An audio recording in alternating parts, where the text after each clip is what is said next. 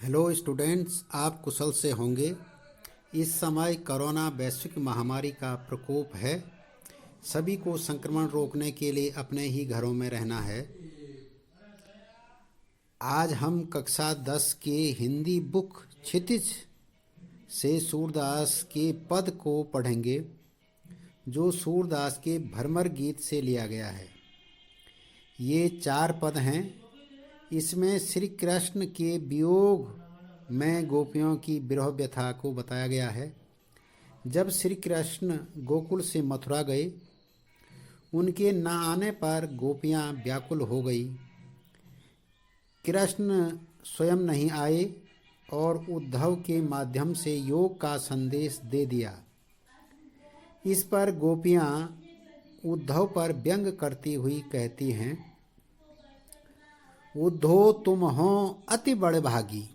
बड़ यानी बड़े, भागी यानी भाग्यशाली हो। गोपियां उद्धव से कहती हैं, हे उद्धव, तुम बड़े भाग्यशाली हो। अपरस रहत स्नेह तगाते नाहिन मनोनुरागी।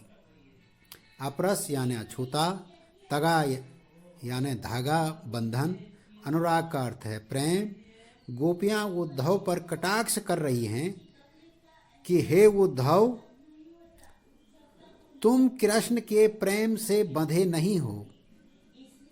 तुम पर श्री कृष्ण के प्रेम का एक धागा भी प्रभाव न डाल सका। तुम श्री कृष्ण के प्रेम से विरक्त रहे हो और न ही श्री कृष्ण के प्रति तुम्हारे मन में कोई अनुराग है। पुरइन पात रहत जल भीतर तारस देह न दागी।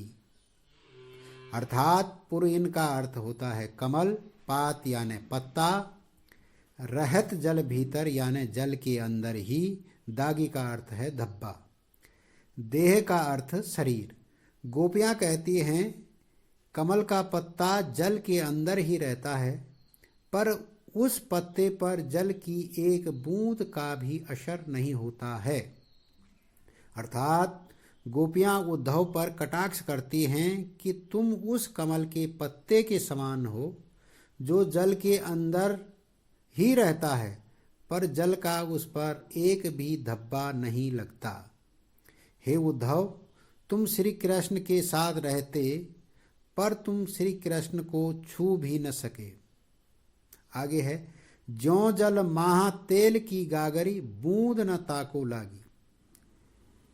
ज्यों यानी जैसे, जल माह माने जल के अंदर, ताको यानी उसको। अर्थात जिस तरह तेल से भीगी गगरी को पानी में डुबाने से उस पर पानी की एक बूंद भी नहीं लगती, उसी तरह तुम भी हो।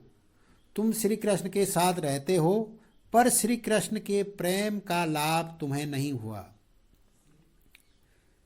प्रीत नदी में पाँव न बरियो, दृष्टि न रूप परागी। प्रीत यानी प्रेम, पाँव का अर्थ होता है पैर, बरियो का अर्थ होता है डुबोना। अर्थात गोपियां कह रही हैं कि हे उद्धव, तुम्हारा पैर श्री कृष्ण के प्रेम रूपी नदी में अभी तक नहीं पड़ा है, इसलिए तुम्हारी दृष्टि श्री कृष्ण के रूप पर नहीं पड़ी। तुम अभी तक उनके रूप पर मुग्ध नहीं हो पाए हैं। आगे, सूरदास अबला हम भोरी, गुर चाटी ज्यों पागी। अबला का अर्थ है कमजोर, भोरी का अर्थ है भोली, गुर का अर्थ है गुड़, चाटी यानी चींटी, पागी का अर्थ है लिपटना। सूरदास जी लिखते हैं कि गोपियां कह रही हैं कि हम गोपियां कमजोर एवं भोली हैं। जिस तरह गुड़ के लोभ में चींटी गुड़ की ओर जाती है, पर वहीं चिपक जाती है, मर जाती है, छूट नहीं पाती, हम गोपियां भी ठीक उसी चींटी के समान हैं जो श्री कृष्ण के प्रेम में मुग्ध होकर वहीं चिपट गई हैं, चिपक गई हैं। हम चाहकर भी श्री कृष्ण के प्रेम से अलग नहीं हो पाती।